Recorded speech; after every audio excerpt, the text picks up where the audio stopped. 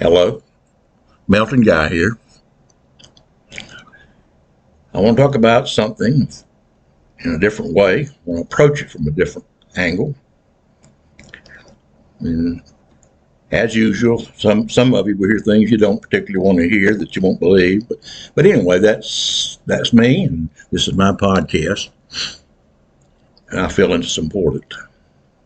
I was a pastor for many years, and we would have revivals, as they called them. We would have homecomings at our church, and we would have, and even during some of the regular morning services, we would invite in special music, singers from outside the congregation that did that kind of thing. They would come to other churches and other venues, and they would sing.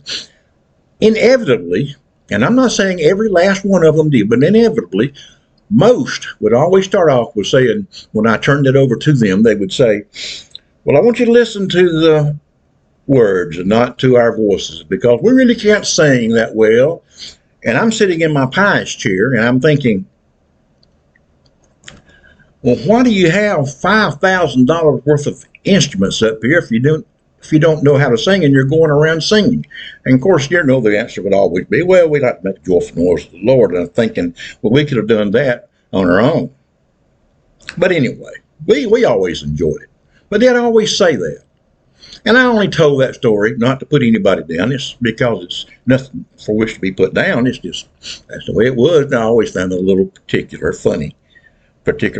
But I only tell it because I'm about to sing to you. Not a whole song, not even a half a song, not even a third of a song. But I want to sing these words, and I don't care how much they meant it. But I do want you to understand, I am not a singer. Never claimed to be. And I mean it 100 times more than any of them did. And I want you to understand that I'm not trying to show off my talent. It's not my talent. But I want you to hear these words. It's an old classic by Willie Nelson, a man that you probably would not hold up as an example for your children, but you could tell by the words he wrote and by the way he sang them and the music he put to them that he was a man with a heart. He had a life that, as I said, would not be held up as an exemplary life for most kids, but he, as I say, he's a man with feeling. But anyway, I want you to listen to these words written by Willie Nelson many years ago, and I'm singing them because somehow or another, when Willie Nelson's words are put to music, it even makes more of an impact upon anyone. But it's called the Family Bible. There's a family Bible on the table. Each page is worn and hard to read.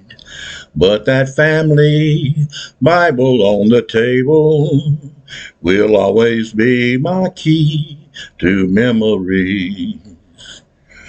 I can see us sitting round the table, and from that family Bible Dad would read. I can hear my mother softly singing, Rock of Ages, cleft for me. Aren't those words beautiful? Well, you could tell by the words and that was a feeling of nostalgia. Something in anyone's past his past, and anyone's past that sings it and it means something to them. That you can remember a time when families got together and they sang together sometimes, and they ate together and they joked, and they kidded around one another, and they sat around all day and just had a wonderful time. It was a family gathering, a family get-together. And I thought that I belonged to a very small elite group when I said one day to myself, I can never do that with my family again. But after talking to many, many people all over this country, I realize I am in no way alone. Many of them say they can never go back to that. Since 2016,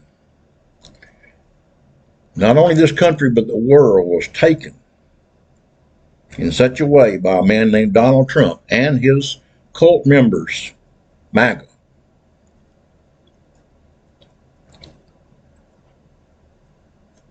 That many families, many people in many families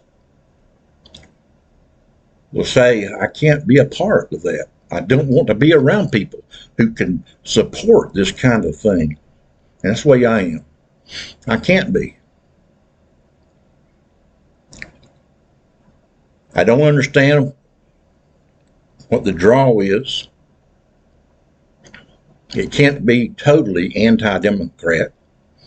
There's something else going on. Something very dangerous. But I'm telling you, it is affecting the very fabric of our society, which is family. The family unit. No matter how you define the family unit in any generation, it has been affected by Donald Trump and his bunch since 2016. The things that have happened are terrible. And he has been protected by the people not only of the Republican Party, the MAGA group, but by churches. Churches I would never have believed could ever bring themselves to say, yeah, we're voting for Trump. We're supporting this man. The very fabric of our nation has always been the family. And it is being destroyed.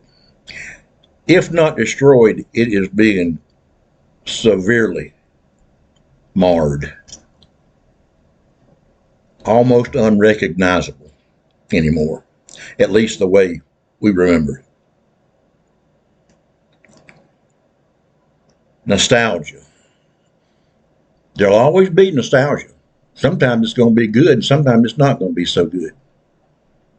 But I want you to understand the nostalgia that you feel from your past, the things you remember, how you used to get together, and the way we used to believe, and whether you were a Republican or a Democrat or independent or whatever, it really didn't matter. You got together as a family, something you can't do anymore, really, because me, personally, I just do not want to be a part of a group that can support that cult and Donald Trump.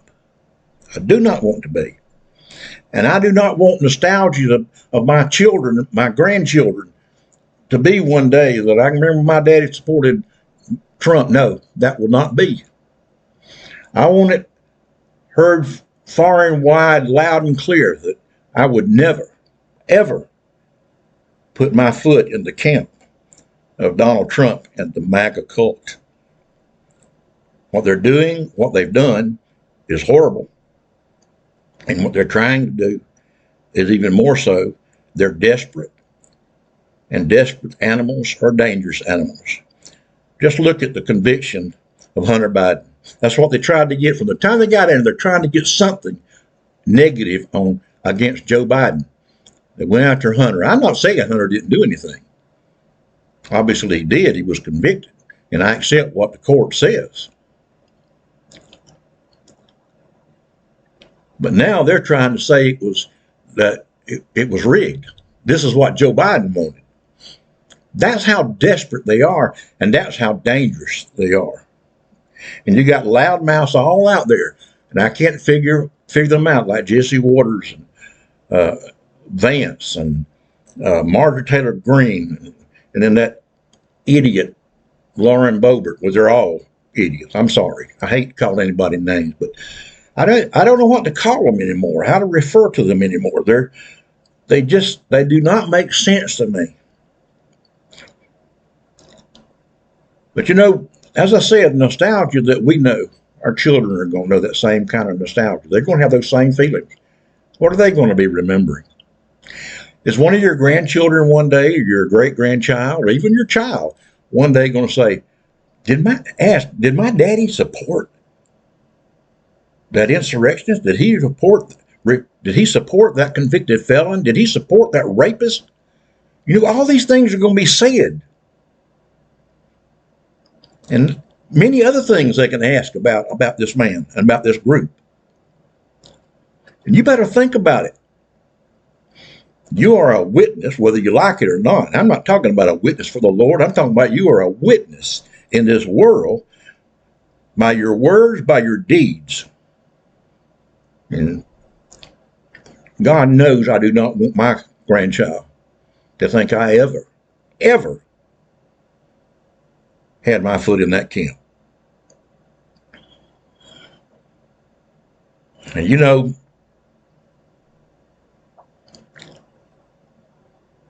there's a thing that we all need to think about. Karma. You've heard that. Now, some of you are going to say, I don't believe in that Eastern religion crap. Well, say that if you want to. So let me put it to you in a way that you can understand it. It means the same thing. One that's not said so often is be sure your sins will find you out. Now, a lot of people misinterpret that or interpret it in strange ways, but simply what it means is what's going to happen to you depends on what you do today. But the one that everybody will remember is whatsoever a man, that means everybody, soweth, that shall he also reapeth. And I have one question, because I do not want to be doing anything to dilute what I'm trying to say about nostalgia, about what you leave behind and what you're leaving in your wake now.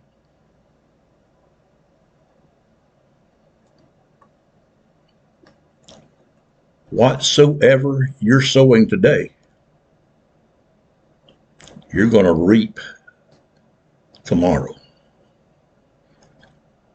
And I hope you're careful.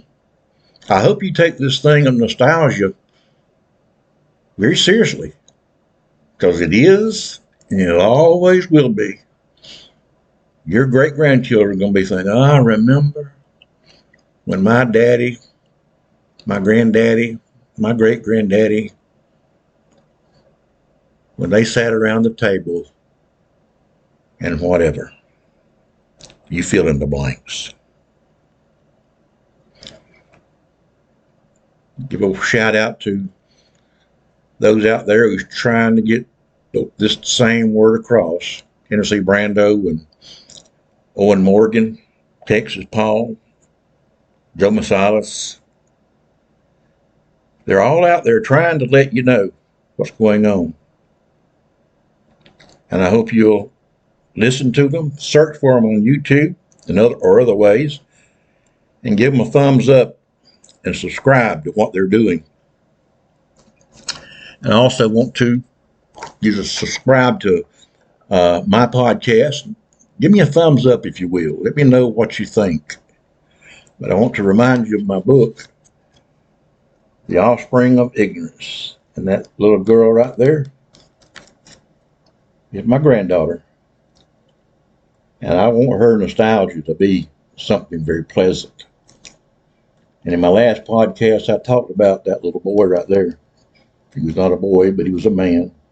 But he was Matt. Go back on my other podcasts and see what I said about Matt. But the book is called The Offspring of Ignorance. I hope you'll go on Amazon, buy it, read it, tell somebody about it. God bless you. Until next time.